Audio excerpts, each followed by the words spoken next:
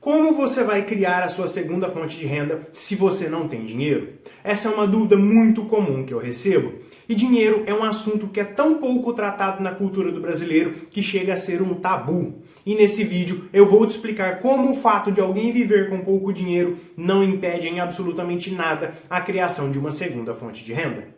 Eu sou o Rafael Stuck, fundador do canal, e se esse assunto te parece interessante, fica comigo até o final, porque é sobre isso que eu vou comentar no vídeo de hoje.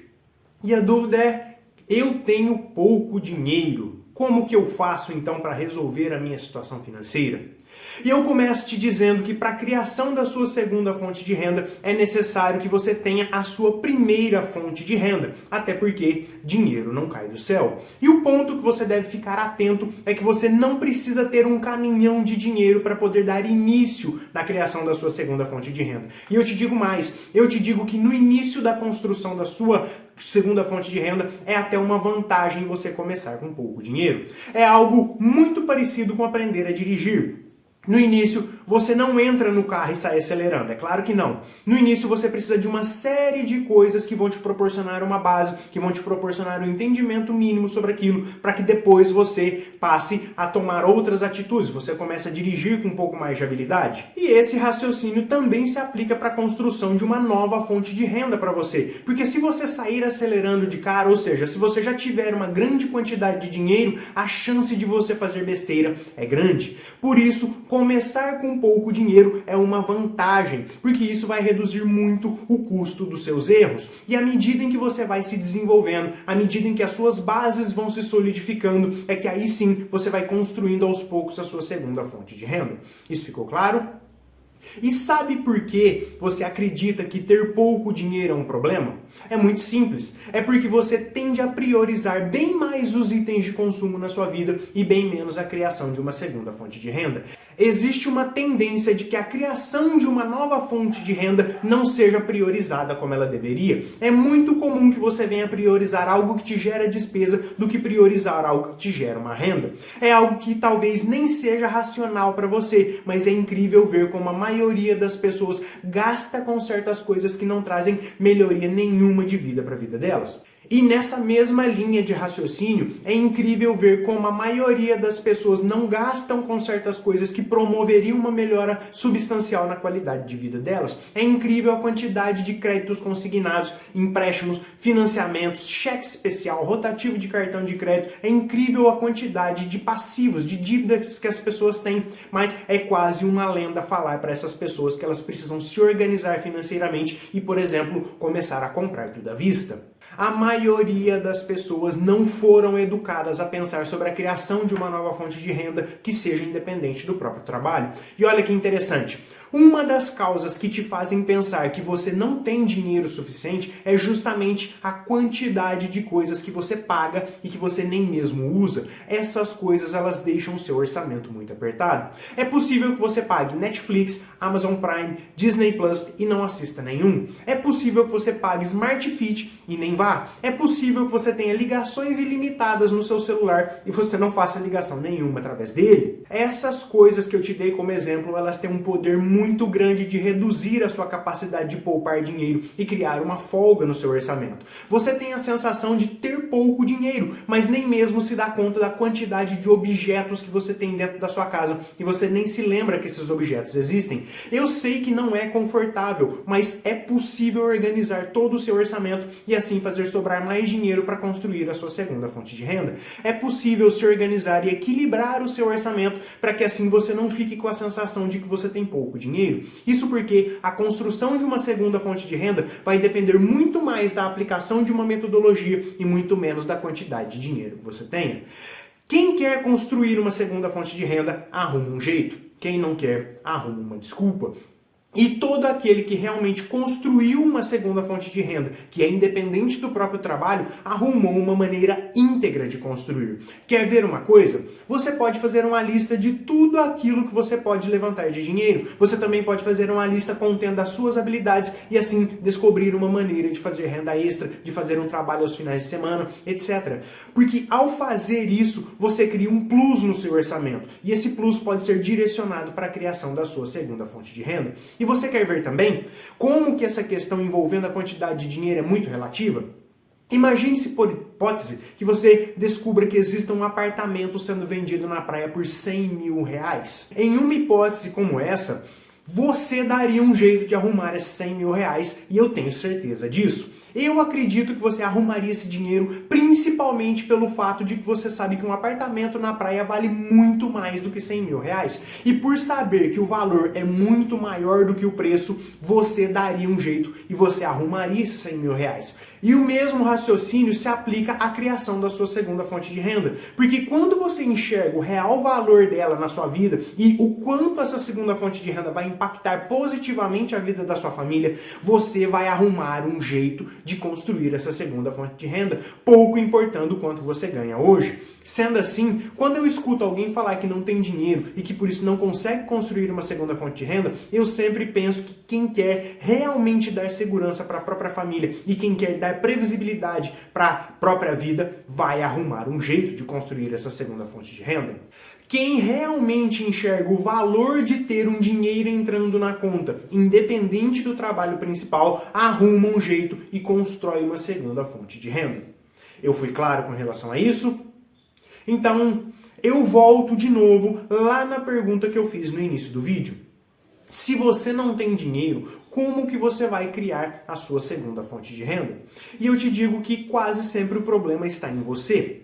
Construir uma segunda fonte de renda exige um método e leva tempo. Não pense que da noite para o dia vai começar a chover dinheiro na sua conta, porque isso não vai acontecer. E eu te digo que quase sempre o problema está em você, porque uma segunda fonte de renda depende de um grande compromisso que você precisa assumir. E sabe com quem que você precisa assumir esse compromisso?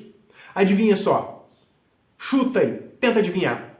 É com você mesmo. Sim, com você mesmo. Eu percebo que a maioria das pessoas é muito boa em assumir compromissos com terceiros, com chefes, com os amigos, assumem compromissos com os boletos, assumem compromissos com os bancos, mas essas pessoas são péssimas em assumir compromissos com elas mesmas. E a escapatória e a desculpa em relação à criação de uma nova fonte de renda quase sempre é a falta ou a quantidade de dinheiro, mas que fique muito bem claro na sua cabeça que a quantidade de dinheiro é apenas uma desculpa para a sua falta de compromisso com você mesmo. Construir uma nova fonte de renda independente do seu trabalho não é fácil e não vai acontecer do dia para a noite. Ela depende de um compromisso que você precisa assumir e depende de uma metodologia que você precisa assumir ao longo de um tempo. E dando continuidade aqui, o que eu posso falar nesse momento para você é que você não precisa se martirizar, até porque o assunto dinheiro ele é um tabu para a maioria dos brasileiros. E eu acredito que seja um tabu justamente porque não é algo que foi ensinado dentro da sua casa, não é algo que foi ensinado nas escolas.